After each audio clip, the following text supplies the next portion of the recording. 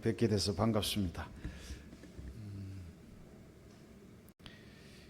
우리 목사님이 부임하신 지가 벌써 5년이 되셨네요. 그러죠? 근데 우리 송축교회가 새 교회가 된 것 같아요.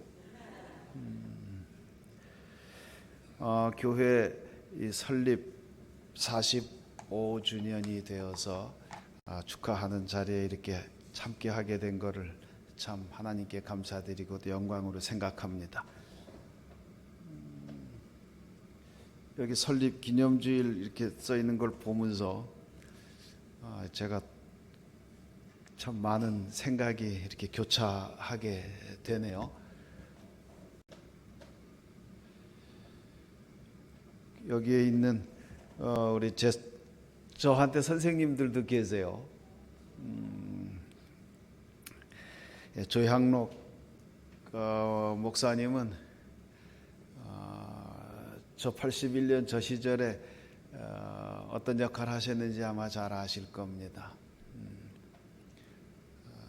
원래 초등교회 목회를 하셨다가 또 한국신학대학의 총장으로 계시면서 또 후학들을 기르시고 또 나라가 어려운 시절에 참 어려운 직분을 또 감당하신 그런 역할을 하실 때였습니다. 저 때가. 안희국 선생님은 신학교 때 제 선생님이세요. 여러분들 혹시 저 시절부터 송축교회 신앙생활 하신 분들 지금 계신 분 혹시 계세요? 안 계세요? 계시면 제가 좀 배우려고 그랬더니 문동환 박사님은 설명 안 드려도 잘 아시겠죠. 잘 모르세요? 그러면 저 얘기는 나중에 우리 뺐다가 그러죠. 이 부분만 우리 송축교회 역사가 얼마나 대단한 역사인가를 한번 조금 놔뒀다가 얘기하십시다. 오늘 말씀이 한참 길어질 것 같으네요. 이것만 가지고도 몇 시간 갈 것 같아요. 실제 사실입니다. 아이고 참 놀랍습니다. 제가 저걸 보면서 그때 제가 우리 한 노회였어요. 저 시절에 81년도 저 때가 송축교회가 경인노회, 우리 이제 교단으로 하면 경기노회가 80년 말에 경기노회로 구분되어 두 개로 경기노회, 경인노회로, 그래서 여기 지역은 경인노회가 되기 때문에 경인노회의 가장 어린 교회가 송축교회가 돼요. 81년도에. 그때 저는 인천에서 목회를 하고 있었기 때문에 같은 노회 소속이어서 여기 양홍 전도사가, 여기 양홍이라고 나중에 목사님이 돼서 은퇴까지 했습니다만, 양홍 전도사가 저보다 한참 늦게 목회 입문을 하신 양반인데, 그때 아마 양홍 전도사가 여기 이제 이 지역에 같이 하게 됐고 그러네요. 이 이름들을 보니까 제가 참 할 말이 너무나 많은데, 이 부분은 나중에 우리 송축교회가 우리 송축교회의 자랑스러운 아이덴티티를 얘기할 때 한번 기회가 되면 말씀을 나누도록 하고요. 저 이국선 목사님 같은 분은 저한테는 아버님 같은 분이세요. 저 양반이 목포에서, 물론 함경도에서 피난 내려오셔가지고 목포에 가셔서 목포 중앙교회를 목회하실 때 대한민국 전국에서 목사님을 중심으로 가장 큰 정말 인물을 키워내는 교회로 정평났던 교회가 목포 중앙교회세요. 그런데 그 교회를 내려놓고 저 어른이 하여튼 61년도에 인천으로 올라오셔가지고 인천의 그 바닷가에 어려운 그 정말 곳에서 지금 생각해도 상상이 안 갈 일이세요. 제가 어릴 때 바닷가에서 그 놀면 그 나무 수입해다가 나무 위에서 이렇게 통나무, 보르네오에서 수입해오는 그 통나무 위에서 뛰어놀고 할 때 그 나무를 켜고 하는 일을 하는 사람들을 위한 전도를 시작하셨어요. 그 좋은 자리를 놔두시고 목회자로서도 노동복을 똑같이 입으시고 거기 오셔가지고 그렇게 고생하면서 실은 새로운 교회를 시작하신 어른이세요. 이국선 목사님 하면 저희 또래 사람들에게는 전설로 남아있는 목회자세요. 실은 그 어른이 교회를 많이 개척을 하는 것을 지원을 해 주셨는데 하여튼 저 얘기는 이제 여기서 끝나십시다. 안 돼. 제가 은혜를 지금 받고 있습니다. 이 81년도 상황을 생각하면서 성축교회가 그 이후 오늘에 이르기까지 많은 변화가 있었지만 그러나 우리가 믿음의 생활을 계속 이어오는 분들이 있건 없건을 넘어서서 하나님의 역사는 끊임없이 이어져 가는 줄로 믿습니다. 이 자랑스러운 우리 성추의 역사를 여러분들이 잘 또 간직하고 발전시켜 나아가는 것이 아마 하나님께 영광 돌리는 길이 되리라고 저는 믿고 오늘 설립 45주년 우리 기념 예배에 여러분들과 함께 주님의 말씀의 은혜를 나누게 된 걸 정말 큰 감사를 드립니다. 저는 이 월드 네이버스 원래 이름은 세계 선린회세요. 그래서 우리 교회들이 선교를 하실 때 교회가 선교를 할 수 있는 일이 많이 제한이 돼요. 현실적으로 세계에서. 그래서 교회들의 선교 역량을 모아서 우리가 함께 합력하여 선교하는 그런 기능을 하는 것으로 92년도에 세워졌어요. 그때 92년도에 세워졌는데 그때 조향록 목사님이 함께 하셨어요.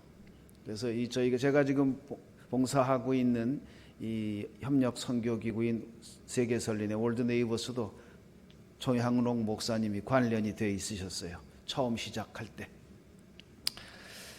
그런데 제가 오늘 여러분들에게 또 감사드리는 것은 송축교회가 26년도 올해부터 저희 월드 네이버스에 함께 협력 선교로 동참해 주셔서 감사를 드리고요. 그 부분은 이따가 본문 중에서 잠깐 또 말씀 감사를 나누도록 그렇게 하겠습니다. 오늘 드리고 싶은 말씀이 갑자기 더 많아지는 것 같은데 우리 본론의 말씀, 본문의 말씀을 좀 생각을 먼저 해봐야 되겠습니다. 오늘 우리가 봉독한 말씀이 있는 이 히브리서는 참 독특한 책이라 하는 생각을 읽을 때마다 하게 돼요. 근데 히브리서는 그냥 몇 번 읽어가지고 될 내용 같지는 않고요. 정말 읽고 또 읽고 또 읽고 또 읽고 그렇게 읽다 보면 그 맛이 우러나는 그런 책 중에 하나인 것 같아요. 아마 여러분들 히브리서 말씀을 그냥 좀 드러나게 하려면 한 1000번쯤 읽으시면 맛이 드러날 거예요. 그렇게밖에 제가 뭐라고 말씀을 드릴 수가 없을 것 같네요. 근데 오늘 13장은 히브리서의 마지막 결론이에요. 결론의 말씀인데 평범한 것 같지만 그러나 이 성경 전체를 관통하고 있는 신앙의 원리를 이렇게 평이하게 말씀할 수 있을까? 어찌 보면 이 말씀을 읽다가 오늘 우리가 15절 16절 말씀 2절을 봉독했는데요. 실은 히브리서를 많이 읽는 사람들은 아마 이 본문을 읽으면요 그냥 전기가 짜릿짜릿하게 오는 그런 실은 말씀이에요. 교회가 해야 될 일을 지금 해야 할 일을 히브리서가 말씀하는데 15절 말씀에 찬송의 제사를 드리라고 하는 게 첫 번째고요. 두 번째가 16절에 선행 나눔의 제사를 드리라고 하는 거지요. 이걸 관계성의 표현으로 하면 하나님하고의 관계이고요. 그 다음에 세상과의 관계이고, 이 두 가지를 결국은 말씀하고 계신 거예요. 그런데 하나님하고의 관계와 세상의 관계, 이게 결국은 하나예요. 이것이 여기서는 이제 하나님께서 기뻐하시는 일로 표현하고 있는 건데요. 흔히 오늘 선교 주일이죠. 선교라고 하는 거를 잘한다. 저는 그 부분에 관해서는 히브리서의 말씀에서 사실은 갈피를 잡아요. 우리가 사람이 몸이 있으면 몸으로 하는 짓이 몸짓이라고 그러잖아요. 이 몸이 온전한 사람은 온전한 몸짓을 할 수 있게 되잖아요. 근데 몸이 문제가 생기면, 저도 얼마 전에 한 번 좀 다쳐가지고 참 못 쓴 적이 있는데, 몸이 온전하지 못하면 온전한 몸짓을 하기가 어렵잖아요. 이거를 동양에서는 체용, 소위 바디하고 그 다음에 이것의 무브먼트, 움직임이라는 것으로 표현해 놓기도 했어요. 실은 우리 한국 옛날 어른들이 더 잘 알아요, 이 이론에 대해서는요. 근데 신앙적으로 아주 분명한 말씀이에요. 선교를 한다고 얘기할 때 성경이요, 그냥 그렇게 일 잘한다 그렇게 치워주는 적이 없어요. 사실은요, 몸짓은 누구나 할 수 있어요, 어찌 보면. 그런데 나는 크리스천, 예수의 사람으로서 몸짓을 하는 거예요. 겉으로 보기에는 구별이 안 갈 수 있어요. 세상 사람들하고 우리하고 구별이 안 갈 수 있어요. 종교개혁, 우리가 장로교지요. 16세기 종교개혁 이후에 튀어나온, 어찌게 보면 복음의 중심을 이 세상에 실현하고자 하는 교회예요. 그런데 종교개혁 교회 겉으로 드러나는 것 중에 가장 큰 차이점 중에 하나가요, 세상 종교들 중에서 이렇게 미련한 종교가 없어요. 실은요, 따지고 보면요. 자, 로만 캐토릭도 어떻게 해요? 지금 남의 종교 얘기해 죄송합니다만 신부님들이란 양반들이 결혼도 안 한다, 셀리바스 해야 된다고 그러고 다들 그러잖아요. 그러고 뭘 잔뜩 걸치고 있고 여기다가 이렇게 하고 하여튼 뭔가 태를 내야 돼요. 우리 한국의 원래 전통 종교들 중에 하나가, 우리 남의 또 옆에 불교 얘기를 하면 양반들 머리를 빡빡 깎아야 되잖아요. 그러니까 멀리서 봐도 반질반질하면 태가 나잖아요. 그리고 또 옷을 또 승복이라고 뭘 또 입고선 그러고 댕겨요. 근데 우리 목사님 밖에 작업복 입고서는 청바지 입고 나가시면 누가 저 사람 목사인가 구별해요? 구별하기 어렵죠. 제가 실은 젊을 때 제가 좀 운동을 조금 좋아해서 그랬는지, 글쎄 저는 지금도 제가 잊지 못할 사건이 있어요. 제가 젊을 때, 그때는 다방이 있었잖아요. 다방에 가서 앉아 있는데, 그때 이게 목사들이 까만 양복을 잘 입잖아요. 저도 지금은 일부러 좀 까만 거 아닌가, 까만 양복을 딱 입고 앉아가지고 이러고 있는데요, 갑자기 젊은 청년들 넷이 딱 들어오는 거예요. 넷이. 근데 제 앞에 일렬로 딱 서더니 딱 절을 하는 거예요. 깍두기 머리 한 양반 네 사람이 저한테 딱 오셔가지고는 딱 절을 하면서, 참 제가, 아이고 참 지금 생각해도 어디 사롱 지배인님 아니십니까? 그러면서 탁 절. 아니 세상에, 제가 얼마나 얼굴값을 못했으면 목사를 보고 깍두기님들께서 우리 편 두목님 아니십니까? 이러고 절을 이게 다방에 있는 사람들이 전부 다 나를 이렇게 쳐다보는 거죠. 제가 그때 얼마나 회개를 했는지 몰라요. 하느님, 제가 목사랍시고 어떻게 엉터리 목사였으면 저를 보고 이 깍두기 양반들께서 오셔갖고 지배인님 그렇게, 제가 이게 나이 40에 참 얼굴값을 해야 되는데 그렇잖아요. 그때는 40이 조금 안 될 때입니다만 아이고 주여 내가 인생을 헛살았나 봐요. 그러니까 정말 부끄러웠던 적이 있어요. 그 제가 그 양반들 깍두기들 보고 뭐라 그러겠어요. 그 내가 예수 부대 하여튼 그 얘기는 또 길어지겠구만요. 근데 사람이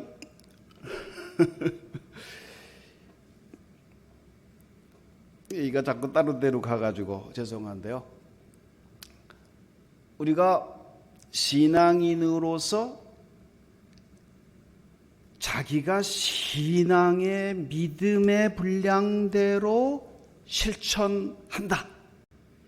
요 원리를 그대로 가지고 생활하는 종교는 세상에 이 프로테스탄트 개신교밖에 없어요. 따지고 보면요. 모두가 태를 내려고 하는 거예요.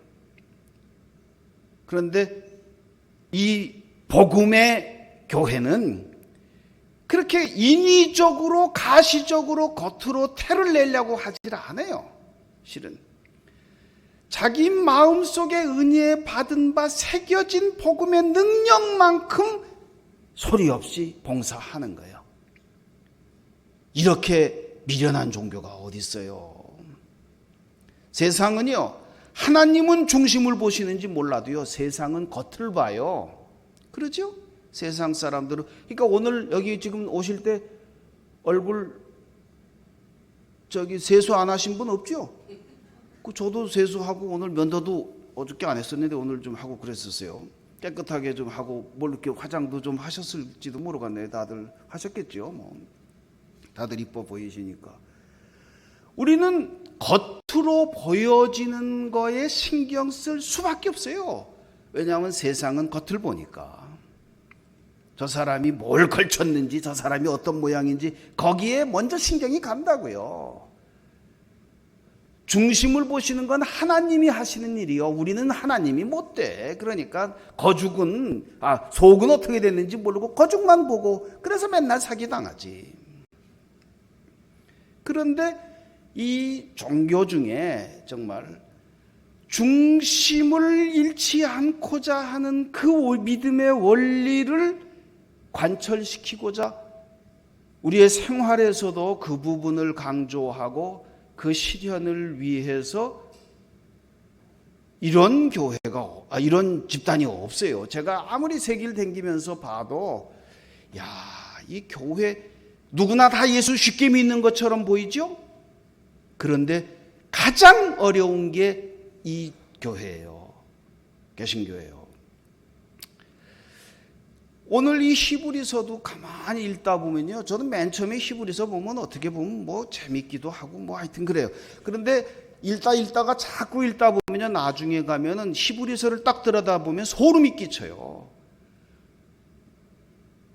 어떻게 이렇게 면도칼처럼 날카롭게 무엇이 진짜냐 아니냐를 딱 구별하는 이게 좀 무시무시한 말씀의 본질이 여기 숨겨져 있는 거예요. 이게 15절 16절에서도 그래요. 네가 예수 믿는 사람이냐 아니냐 이거 결판 내지 못하면 선교 못한다는 거예요. 안 된다는 거예요. 거죽으로 하는 거 하지 말라는 거예요. 어떻게 보면요. 근데 선교는 실제로는 절로 되는 거예요. 저절로. 오늘 말씀대로 하면 찬송의 제사 중심이 잡히면 제대로 되는 거예요. 근데 찬송의 제사라고 하는 이 표현을요, 히브리서가 어떻게 끌고 오는지 아세요? 자, 찬송이다. 이게 뭐 찬송 많이 부른다. 자, 그러죠. 근데 이게 기쁨과 감사의 제사예요. 그런데 하나님께 praise to God이에요. 하나님께 영광을 돌리는 그 입술의 열매야. 입으로 하는 것의 열매인데, 그런데 이게 뭘 의미하느냐 하면은요, 히브리서가 끌고 오는 본문의 내용이 실은 있어요. 사람이 찬송의 제사를 한다. 기쁨과 감사의 제사를 드린다. 언제 기쁨과 감사의 제사를 드리게 되는가? 성경에서 요 출발이 출애굽이에요. 하나님께서 이스라엘 백성들을 사지에서 건져내신 거죠. 근데 사지에서 건져주신 구원자 하나님, 구원받은 백성들의 예배야. 그게 감사 찬송의 예배예요. 그런데 그 말씀을 할 때 신명기에 보면은요, 하나님께서 모세를 통해서 이스라엘 백성들에게 뭐라고 얘기하냐면, 막 감사 찬송을 하게 되는 그 대목에 가가지고 하나님이 하시는 말씀이 있어요. 너희 중에 독초와 쑥의 뿌리가 생겨 있다고 말씀하시는 거예요. 기쁘고 즐거울 때 뭐라고 나 잿밥을 뿌린다고 그러는 거야, 쟤를? 그것처럼 판을 깨는 소리를 하시는 거예요. 사람들이 다 하나님께 영광 돌립니다, 감사합니다, 막 기쁩니다 그러는데 너희들 중에 독초와 쑥의 뿌리가 있다, 생겨난다는 거예요. 근데 히브리서가 가만히 보면요, 요 말씀을 이스라엘 백성들에게 40년 광야를 마치고 이제 가나안 땅을 앞에 두고 있을 때 계약 갱신을 할 때 모세가 다시 반복하는 말씀 속에 들어있는 내용이기도 해요. 그런데 이 광야 40년의 순례길을 어찌 보면 마치고 가나안을 앞에 두고 있는 백성들에게 했던 이 말씀을 히브리서가 그대로 다시 가지고 와요. 그래서 히브리서 오늘 13장을 봉독했지만요, 12장 한 장 앞의 내용을 보면 쓴뿌리가 나서 괴롭게 하는 많은 사람에 관한 얘기가 나온단 말이에요. 놀라운 얘기예요. 출애굽기를 또 가지고 와요. 그 도대체 하나님께서 왜 하나님의 백성들에게 기쁨과 감사의 찬송을 드리는 이 백성들에게 쓴뿌리 얘기를 하시는 걸까? 이거 히브리서를 쭉 읽다 보면 아하, 그랬구나 싶은 거예요. 쓴뿌리가 따로 있는 게 아니에요. 히브리의 말씀대로 하면 누구나 쓴뿌리가 될 수 있는 거예요. 광야 40년이 어찌 평탄했겠어요? 모르겠어요. 송축교회 45년의 역사, 제가 그 이후의 역사를 잘 모릅니다만은 어쨌는지 평탄했을 리가 없을지도 모르겠어요. 인생살이가 어떻게 뜻대로 됩니까? 힘든 인생을 살다 보면 너나 나나 할 것 없이 다 상처투성이가 되는 거죠. 창세기 47장에 제가 늘 묵상하고 하는 말씀입니다만, 야곱이가 아들 요셉 때문에 파라오한테, 애굽의 파라오한테 불려가게 돼서 그래서 자기가 파라오하고 대화하는 대목이 나오죠. 그때 파라오가 야곱한테 묻잖아요. 올해 춘추가 어떻게 되십니까? 그러니까 그때 답변이 어떻게 합니까? 내 나그네 길의 세월이 130년입니다. 내 130년 살았다 이거예요. 근데 그 앞에 붙이는 게 내 나그네 길의 기럭지가 130이었다 이 얘기죠. 그래 놓고 그 뒤에 묻지도 않은 거를 갖다 붙여요. 뭐라고 하냐면 내 조상의 나그네 길의 연조에 미치지 못합니다마는 험악한 세월을 보냈나이다. 이게 야곱의 자기 인생의 총정리예요. 어떻게 보면요, 내 인생 참 험악한 인생을 살았다.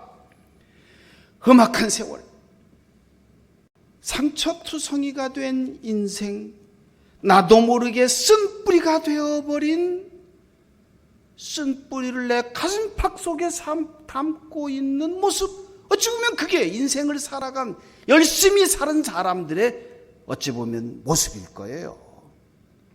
곱디곱디 온실 속에서 산 사람일 줄이라면 모르겠지만 이 세상에서 열심히 살았다 한 사람 치고 어찌 보면 이 속에 인삼뿌리 수십 개 수백 개 등 담겨 있을 거란 말이에요. 내가 인삼을 다려 먹어서가 아니라. 그렇지 않겠어요? 누구나 쓴 뿌리가 될 수 있어요. 하나님께 곱게 찬양을 올린다? 쉽지 않은 거예요. 그런데 사람은 누구나 쓴 뿌리가 될 수 있지만 이것이 신앙적으로 어떻게 변모되겠느냐? 이것이 우리 신앙인의 수고의 내용이 되겠죠. 마음의 쓴뿌리를 다스리는 방법이 우리는 기도라고 할 수밖에 없는 거죠. 우리 사람들은 알고 있어요. 쓴뿌리라고 하는 것은 어떻게 하면 된다는 걸 알지요. 이걸 잘 때리면 그러면 약이 되는 거예요. 이 쓴뿌리를 다려서 약을 만드는 요 대목에 오면 이건 한국 사람들이 아마 전 세계적으로 내놓은 전매 특허일 거예요. 거기에 대한 얘기는 제가 약해도 되겠죠. 오랜 시간 쓴뿌리를 다려서 독을 변해서 약이 되게 만드는 이것이, 이게 구약에서 보면은 한나의 기도인 거예요. 인물을 키워낸 엄마들이 많이 계신데 그 중에 대표적인 인물이 사무엘의 엄마 한나잖아요. 근데 한나가 어떤 기도를 엘리 앞에서 하나님께 드리는가? 그건 사무엘상을 보시면 될 거고요. 이스라엘 백성들은 40년의 인고 세월을 지내면서 쓴뿌리를 다려내서 그래서 쓴맛이 변하여 단맛 약이 되었네. 그렇게 변화된 그런 모습으로 하나님 앞에 서게 되는 거지요. 그때 우리가 드려지는 예배가, 그게 감사의 예배, 찬송의 제사인 것이에요. 욥기 23장에 내가 가는 길을 그가 아시나니 그가 나를 단련한 후에는 내가 손근같이 되어 나오리라. 이 욥기의 이 찬송이 바로 한나의 기도의 내용이고, 아니 이스라엘 백성들의 함께 드려지는 우리 찬송의 제사인 줄로 믿습니다. 나아가 오늘 45주년 창립 기념 주일을 맞는 우리 성축교회 교우 여러분들의 신앙의 고백이요, 또 내 신앙의 수고의 결과로 하나님께 드리는 감사와 기쁨의 찬송의 예배의 내용이 되는 줄로 믿습니다. 이게 시간이 다가갔고 이제 진짜 해야 될 얘기를 말씀을 그걸 또 드릴 시간이 없겠네요. 두 번째가 이제 16절에 있는 우리 선행 나눔의 제사에 관한 이야기인데요. 앞에 게 제대로 되면 그 나머지는 자기 믿음의 분량만큼 절로 가는 거예요. 그렇기 때문에 이 두 가지가 다 함께 하나가 되어서 하나님께서 보시고 기뻐하는 그런 제사로 받아주신다고 하는 내용인데요. 오늘 구체적인 내용을 조금 한두 가지만 말씀을 드리도록 하겠습니다.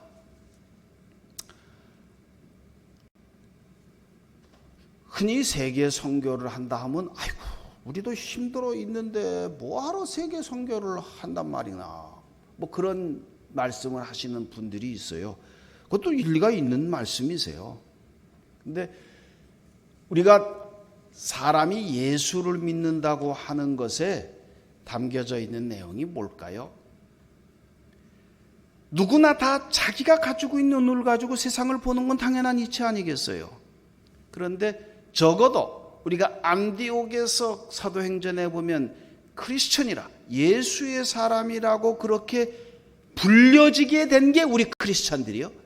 내가 나 예수의 사람이야 하고 자랑한 게 아니고, 저 사람들이 하는 짓을 보니까 저거 뭔가 다르네.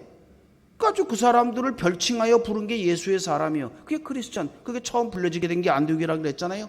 안디옥은 고대 우리 초대기 교회의 선교의 전진 기지였던 거죠. 근데 하여튼 예수 믿는 사람들이라고 불려지게 되는 그 짓을 한 거예요. 그런데 그 예수 믿는 사람들의 하는 짓을 보면, 성경에 쭉 나와 있고 그 다음에 그 이후에 2000년의 교회의 역사를 놓고 보면요, 아하, 이게 예수 믿는 사람들은 내 눈이 아니고 이제 예수님의 눈으로 세상을 보게 되는 거 아니겠어요? 이 보는 각도가 달라지게 되고 보는 시야가 달라지게 되는 거예요. 예수를 믿는다고 하면서도 여전히 내 안목만을 가지고 이렇게 보는 사람들이 있어요. 나만 옳다 이렇게 주장하는 거가 아마 대부분이 그럴 수밖에 없을지도 모르겠어요. 근데 성경에서 보면 그거 아닌 것 같아요. 우리가 흔히 뭐 개안 수술을 한다 그러잖아요. 회개한다 깨다 그게 다 뭐겠어요?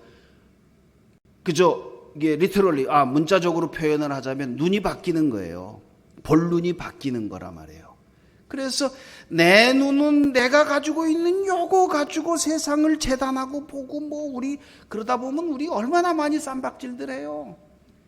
우리 한 집안에서도 정치적인 얘기 나오면 한국 사람들은 부모 자식도 왼수가 된다며요. 그 뭐 땜시 그래요 도대체. 그거 뭐 싸울 일이 그렇게 없어요. 내 주장 내 안목만 가지고 세상을 보기 시작하면 세상은 쌈판이 되는 거예요. 근데 예수의 사람이라고 크리스천이라고 불려지게 된 사람들은요 사실은 그 눈이 바뀐 거예요. 바뀐 눈으로 보게 되면 세상이 달리 보이게 되는 거예요. 그 안목 넓혀진 지평을 가졌느냐 못 가졌느냐 이거가 사실은 중요한 거예요. 예수 잘 믿는다고 하면서도 여전히 눈이 안 바뀐 사람들이 너무나도 실은 많아요. 자, 이 예수의 안목으로 세상을 보게 되면 제가 선교를 한다는 뭐 왜 한다 이런 얘기 할 필요가 없는 거라는 걸 제가 말씀드리려고 하는 거고요. 한국 교회가 해야 될 사명들이 많은데 하나님의 이 선교는요 능력 힘 있는 데들이 하는 게 실은 아니에요. 한국 교회도 대교회들 큰 교회들이 많이 있죠. 근데 뭐 거긴 또 거기 나름대로 하나님께서 들어 쓰시는 일을 하리라 생각을 해요. 그러나 세계를 댕기면서 보면 주여 이 사태를 어찌할꼬 하는 생각을 실은 많이 하게 돼요. 하나님께서 기뻐하시는 선교는요 힘으로 하는 게 아니에요. 돈으로 하는 것도 아니에요. 어떻게 보면.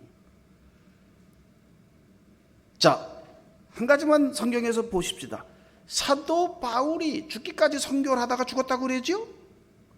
근데 바울 하면 선교 아니겠어요? 근데 바울이 어떤 사람입니까? 바울이 힘이 있어가지고 선교했는가요? 능력이 있어가지고 선교했어요?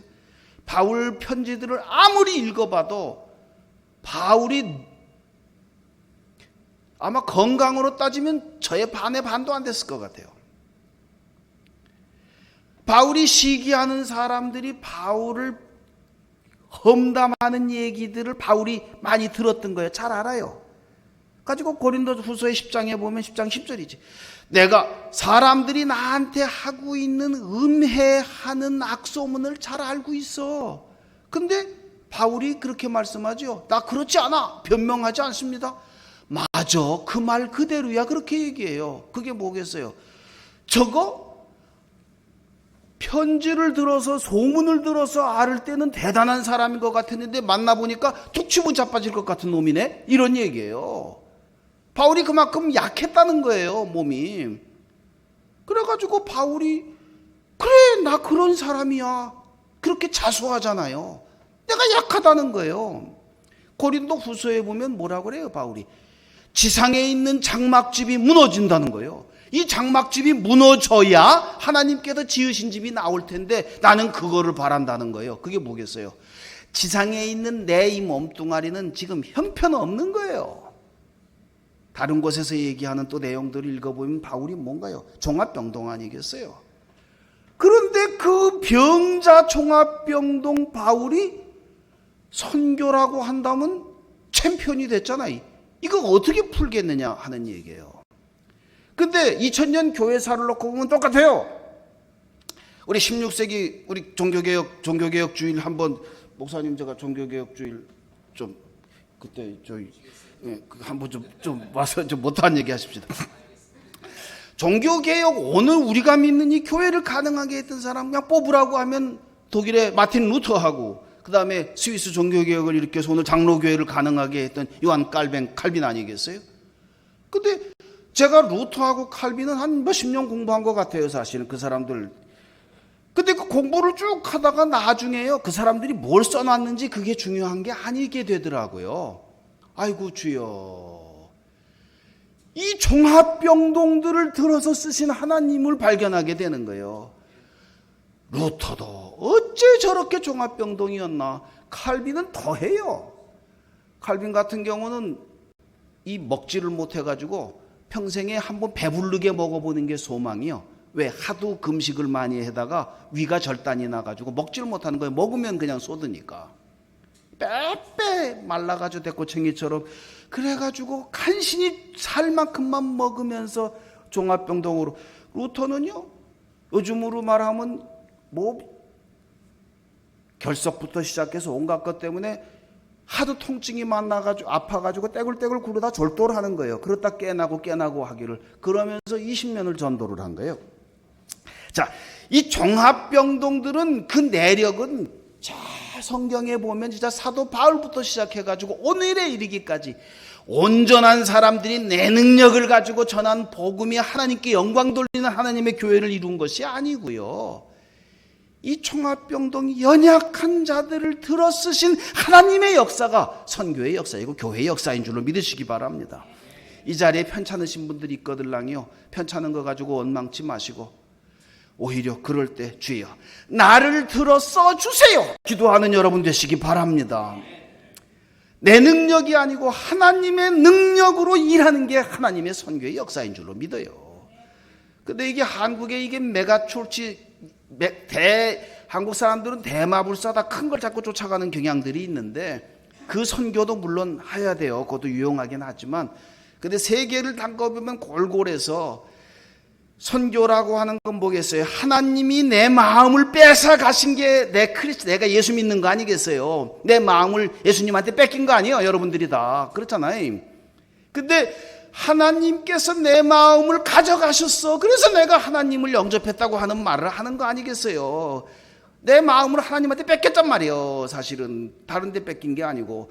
세상 사람들이야 뭐 노름에 뺏긴 사람도 있고 뭐 술에 뺏긴 사람도 있고 마약에 뺏긴 많이 있겠죠. 근데 우리는 예수한테 내 마음을 뺏긴 거예요, 어떻게 보면. 그런데 이걸 뒤집어 놔 보세요. 세상 사람들이 어떻게 도와줘야 되겠어요? 세상 사람들이 어떻게 해야 마음을 우리한테 주겠어요? 이 대목에 가면 하나님의 이 선교가 두려워지는 거예요. 선교합니다. 떠들고 있는 선교들은요, 사람의 마음을 얻기가 어려워요. 선교 현지에 가보세요. 세상에 어렵고 힘든 사람들일수록 지금 북한에 있는 우리 동포들도 남은 거는 자존심밖에 없잖아요. 배가 고플수록요, 가슴 속에는 그래도 자존심밖에 안 남는 거예요. 그 마음을 열고 함께 할 수 있으려면, 그들의 마음을 훔쳐오려면 그야말로 어떻게 해야 되겠는가 생각해 보라고요. 하나님께서 내 마음을 가져가신 것처럼요, 진심을 통하게 되지 않으면 안 되는 거예요. 근데 돈으로 가가지고 돈 주고 뭐 막 집 줘주고 막 십자가 달아놓고 거창하게 한다고 그 사람들이 예수 믿고 감사합니다 할 줄 아세요? 마음속에서 아니요. 나도 너처럼 어렵게 살아. 그렇지만 나하고 같이 한번 진짜 인생의 기쁜 삶을 같이 한번 살아보자. 나도 너하고 같다고 얘기를 하면요, 이 사람들이 안 믿어요. 근데 나중에 저 사람이 먹고 살만 해가지고 우리한테 와서 도와주는 게 아니고 저 사람들도 한 달에 1,000원, 10,000원, 10원 뭐 조금씩 모아가지고 그걸 싸들고 와가지고 야, 우리 같이 먹자. 그러고 손으로 그냥 거기 앉아가지고 비벼서 이렇게 먹으면서 너도 먹고 나도 먹고. 저가 나하고 같은데 저는 어떻게 여기까지 지구상 끝에까지 와가지고 예수를 믿으라고 하나? 우리는 여기만 앉아가지고도 타령 지금 신세 한탄하고 있는데 이 사실을 깨닫게 되면요, 그쪽 사람들이 마음을 열기 시작하는 거예요. 저 사람들의 우리가 함께 하고자 하는 세계 이웃들의 마음을 훔쳐올 수 있는 만큼 우리가 낮아지지 못하면 선교는 되는 게 아닌 거예요. 그래서 그게 예수님께서 화육이라, 인카네이션이라, 이 땅에 육신을 입고 이 땅에 오셨으니 그게 뭘 말하겠어요? 빌립보서의 말씀처럼 모든 걸 비워놓고 이 땅에 왔다는 게 뭐겠어요? 예수님이 이 땅에 왔다는 그 말 자체가 뭘 의미하겠느냐고요. 선교라고 하는 게 뭐겠어요? 능력으로 하는 게 아닌 거예요. 약한 자들의 선교가 오히려 저들의 마음을 가져올 수 있는 선교이고, 나는 약하지만 예수 안에서 나는 강하다고 하는 믿음의 확신을 갖지 않는 한 선교는 불가능한 거예요. 그렇기 때문에 우리 송축교회 여러분, 여러분들의 선교가 오히려 소망의 선교가 될 수 있고요, 사람을 살리는 선교가 될 수 있다고 저는 믿습니다. 이게 참 어쩌는가 이걸. 마지막 말씀 하나 드릴게요. 안타깝게도 21세기에요. 세계 선교의 문은 자꾸 닫히고 있습니다. 이슬람권, 이슬람 지역 선교는 현실적으로 가능한 게 아니에요. 선교하러 간다고 해서 되는 게 아니에요. 10년, 20년을 갖다 부어도요, 이슬람권에서는 예수 믿는 사람 한 사람 못 만들어요. 못 만드는 게 정상이에요. 왜? 예수 믿는 사람을 만드는 순간 그 사람을 죽게 만드는 거예요. 아까 제가 우리 교회 얘기했죠. 우리는 같이 이렇게 있어도 예수 믿는지 안 믿는지 잘 모르잖아요. 근데 이슬람은 우리보다 6세기 뒤에 나온 종교예요. 어떻게 보면 이슬람 사람들, 이슬람교라고 하는 거는 반나절만 같이 있어 보면 저 사람이 우리 편인지 아닌지 금방 아는 거예요. 왜 그런지 아시죠?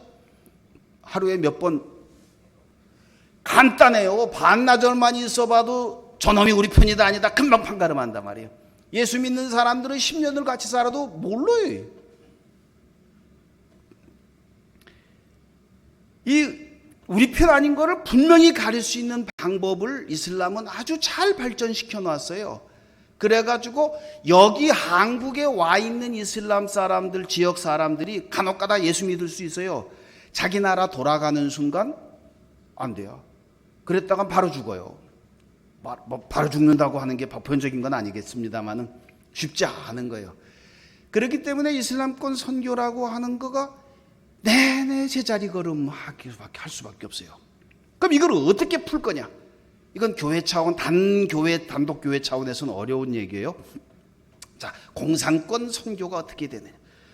전 세계에 민주주의 국가가 많겠어요? 그렇지 않은 나라가 많을까요? 예? 민주국가가 많다고요? 이거 참 감사합니다.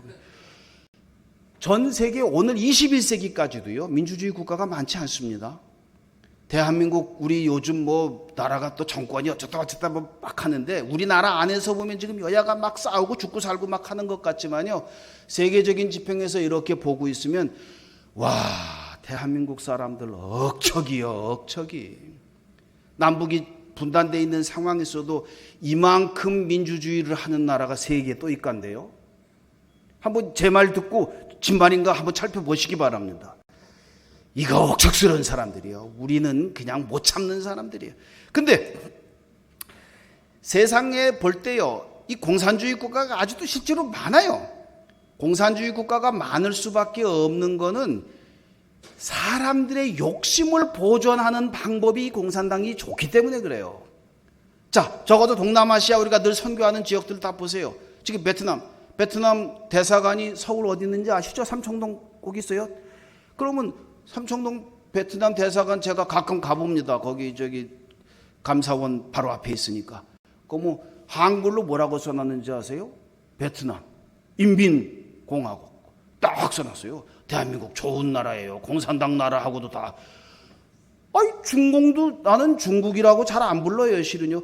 중공도 저거 공산당 나라인데 우리가 언제부터 저렇게 가깝다고 중공하고 저러고 있고 그래요. 자, 공산당 나라들이요, 베트남, 라오스, 캄보디아가 제주를 피우지만 저것도 한 집단이 잡고 있는 거예요. 공산당하고 똑같아요. 그 다음에 미얀마, 요것들. 그쪽에 전부 다 공산당들이 다 주고 있거든요. 어떻게 보면요. 일당 독재라고 표현은 안 하지만 그 시스템을 다 그냥 그대로 가지고 있어요. 거기서 복음을 전한다고요? 선교사 신분으로 입국 자체가 불가한데 그럼 신분 속이고 들어가는 거 아니겠어요? 선교사가 신분 속이고 들어가는 그 순간 발목이 잡혀 있는 거예요. 그 사람들이 감시, 공산당에 잘하는 게 뭐예요? 다 감시해요. 저 사람들이 애완나 다 알아요. 그대로 둬요. 그러다가 돈이 필요할 때만 가서 세금 더 내세요.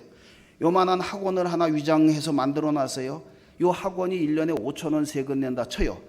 근데 한국 선교사가 가서 학원 만들어 놓으면 세금 얼마 받겠어요? 5만 원도 내렸다, 50만 원도 내렸다. 자기들 멋대로요. 그래도 돈 안 내면 쫓겨나야 되니까 할 수 없이 타협하게 되는 거예요. 위장하는 순간 이미 선교가 닫혀 있는 거예요. 공산권 선교가 쉽다고요? 천만의 말씀이에요. 그거 어떻게 할 거예요? 아무도 얘기하지 않아요, 실은요. 자, 한국 사람들이 제일 많이 선교하는 지역 중에 대표적인 데가 우리 인도. 인도는 뭐 저저저 하죠. 인도 선교를 어떻게 한대요? 인도에 대해서만큼 한국 사람들이 정말로 무지해요. 무지.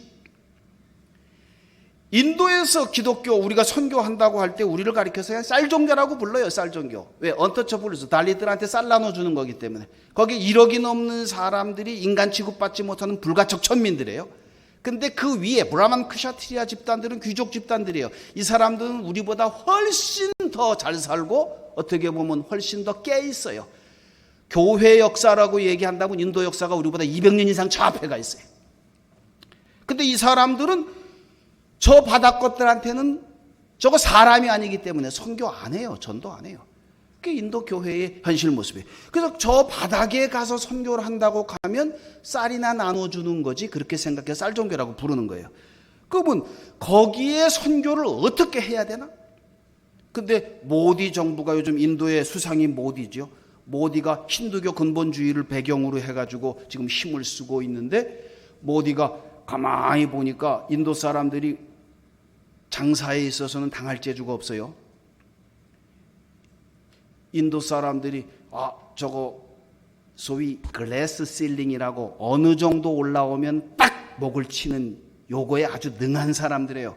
우리 한국 선교회들이 인도 선교할 때 10년 정도 돼가지고 어느 정도 자리 잡으면 그 다음에 비자를 딱 꺾어버려요. 그래서 다 두고 나와야 돼요. 이거를 영국 때부터 배운 거예요. 영국 식민지 할 때부터 이놈들이요. 그러니까 우리가 인도를 알지 못하고 선교를 하기 때문에 그 결실을 얻지 못해요. 어찌 보면. 그래서 우리가 할 수 있는 일이 뭘까?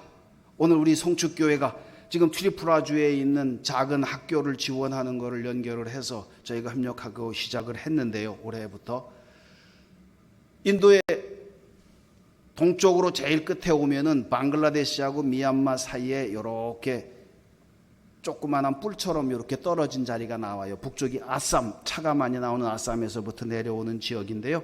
이거는 뉴델리에서도 이틀이 걸쳐서 가야 되는 아주 외진 곳이에요. 여기에는 변방 지역이기 때문에 예수 믿는 사람들이 있어도 놔둬요, 실은. 아직.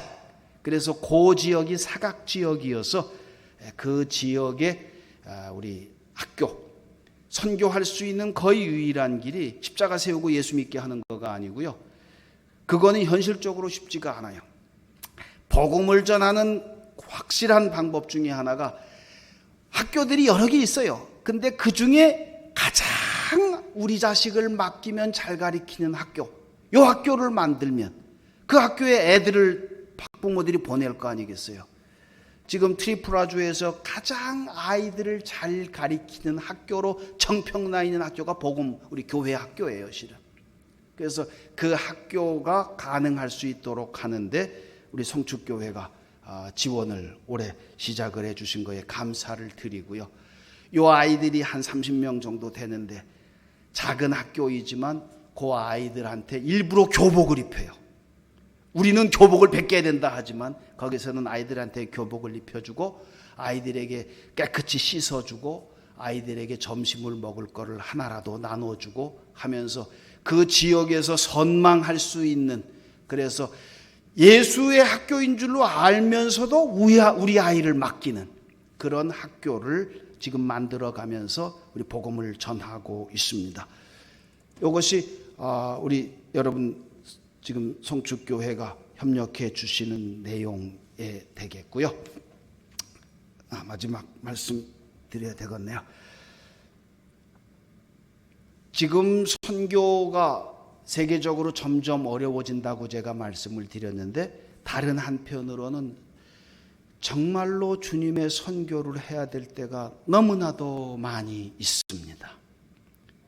그래서 이 부분은 우리가 여러분들이 관심을 가지고 기도를 해 주십사, 그저 부탁을 드려야 되겠고요. 다음에 이 내용이 기회가 된다면 말씀을 좀 드리도록 하겠습니다. 한 가지만 그저 첨언을 한다면 아프리카 얘기만 드려볼게요. 우리 한국은 지금 우리가 제일 멀리 와 있잖아요. 나라가 중공하고 일본하고 사이에 껴 있어서 한국까지 전쟁의 난민들이 올 수가 없어요. 그러니까 우리는 세계적으로 난민 청정국이라고 불러요. 실제로 그렇게 불러요. 유엔에서도. 한국에 올 사람이 없어요. 오려면 비행기 타고 와야 되니까. 그런데 아프리카의 젊은이들이요, 10대 후반부터 30대 초반까지 요 20년의 젊은이들을 따져 놓을 때요, 아프리카에 2억 명이 잠정적인 난민이요. 아프리카에서는 공부한다고 하면 뭘 의미하겠어요? 참 이게 두려운 얘기인데, 아프리카에서는 가장 공통적으로 통용되는 용어가 브레인 드레인이에요. 영어로 브레인 드레인. 머리 쓸 사람이 비어 있다는 얘기예요. 배운다고 하는 얘기는 곧 내 나라를 떠난다는 얘기예요. 그게 아프리카의 현실이에요. 그 잠정군이 2억 명이라고 하는 건데, 그 중에서도 1억 명이 전쟁 피난민들이에요. 이 친구들이 전부 어디로 1차적으로 가느냐고 하면 북으로 올라가 가지고 리비아 또는 튀니지 이쪽에서 배 타고서는 지중해 건너서 유럽으로 가려고 하는 거예요. 여기에 불을 붙인 대표적인 사건 중에 하나가 또 중동에서 시리아 전쟁인 거예요. 시리아 전쟁 난민이 700만이에요. 700만 중에 튀르키예가 지금 300만을 가지고 있는데, 유럽에 대해서 튀르키예가 힘을 쓰는 것 중에 하나는 이 300만 명을 유럽으로 퍼버리겠다고 하는 얘기예요. 돈 안 주면. 이게 아주 강짜예요. 여러분들이 그리스 여행을 가보신 분들 혹시 계시면요, 그리스 아테네 역에 가면, 지금도 있는 일이에요. 아테네 역에 가면 거기에 그리스의 소위 시민사회 복지단체가 크게 포스터를 붙여놓고 모금 활동을 해요. 불쌍한 이웃들도 옵시다, 모읍시다. 그래서 가서 그게 뭐 하는 건가 하고 봤더니 거기서 기차표를 사주는 걸 하는 거예요. 난민들 기차표를 사가지고 어디로, 베를린으로 보내고 파리로 보내고 이거 하는 거예요. 얘기는 지중해를 타고 넘어오다가 보트피플들이 1년에 몇 명이 죽는지도 몰라요. 통계가 아마 몇만 명은 죽을 거예요.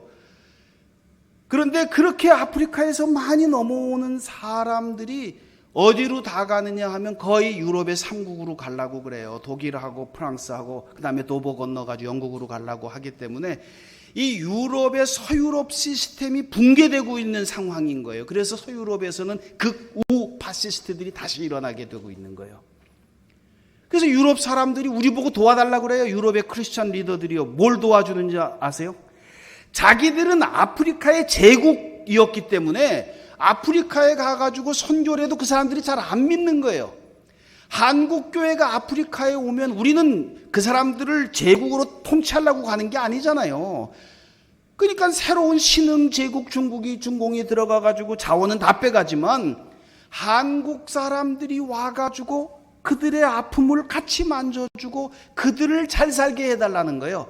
아프리카가 잘 사는 길밖에 유럽이 구원받을 길이 없는 거예요. 지금 우리 사회에 1000만 명이 밀려 들어온다고 생각해 보세요. 한국 사람 아마 다들 반난민으로 돌아설걸요.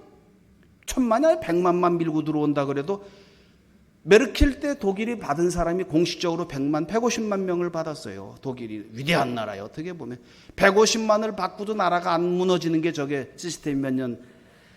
자, 우리 선교는요, 한국교회 선교는 세계 지평에서 놓고 볼 땐 세계가 요청하는 거예요. 자기들이 잘못을 저질러 놓고 유럽 교회들이 어떻게 하고, 유럽이라는 사회가 한국이 가가지고 이 난제를 풀어주세요. 이거는 언론에도 안 나오고 그야말로 신문에도 안 나오고 어디도 안 나오는 얘기예요. 근데 그쪽의 지도자들을 만나면 한결같이 하는 얘기가 한국교회밖에 희망이 없습니다. 이 얘기를 할 수밖에 없는 거예요.